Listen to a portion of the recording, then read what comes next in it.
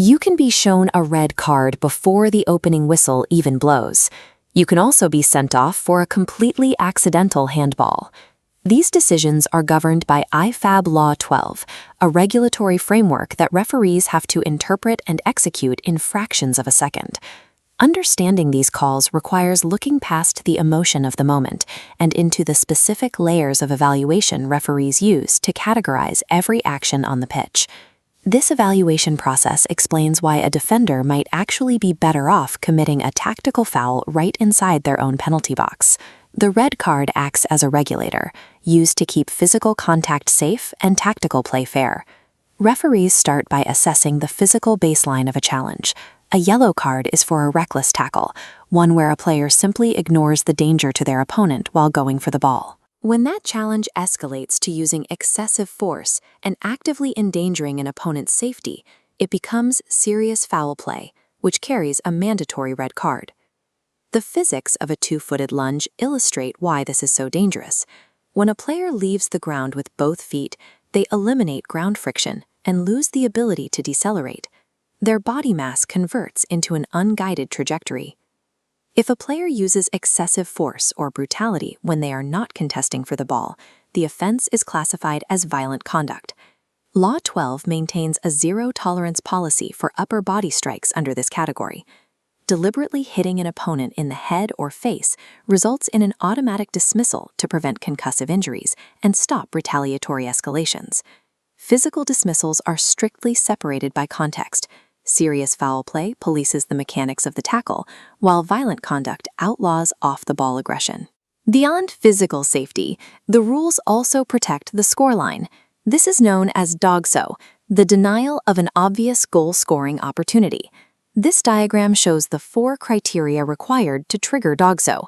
A referee must verify the distance to the goal, the direction of play, the attacker's likelihood of ball control, and the location of the remaining defenders. For decades, committing a DOGSO foul inside the penalty area meant triple punishment: a red card, a penalty kick, and a match suspension. To address this, IFAB introduced the double Jeopardy mitigation. If a defender makes a genuine attempt to play the ball inside the box during a DOGSO foul, the red card downgrades to a yellow. The penalty kick restores the scoring chance. But if the defender resorts to a non-genuine attempt, like a deliberate shirt pull or a push, the red card remains. Outside the penalty area, the mitigation disappears entirely, and any DOGSO foul is an immediate dismissal. There is even a specific track for goalkeepers. If a keeper takes a restart and illegally touches the ball a second time before anyone else plays it, denying an obvious goal results in a sending off right inside their own box. Tactical red cards act as a balancing mechanism, ensuring an illegal foul cannot erase a legally earned attacking advantage. The final layer of the law covers behavior and match administration, ensuring the environment remains controlled and professional. This includes the continuous offense principle.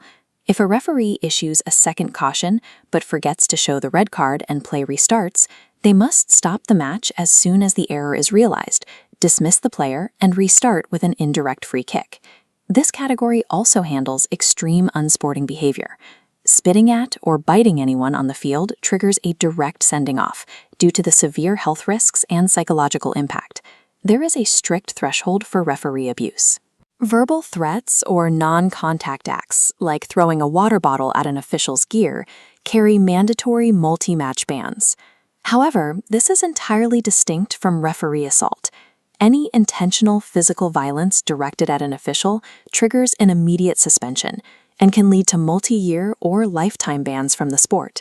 These behavioral boundaries ensure that the high-pressure environments of the match does not devolve into lawlessness. Today, the boundary of the penalty area is the single most important modifier for disciplinary severity.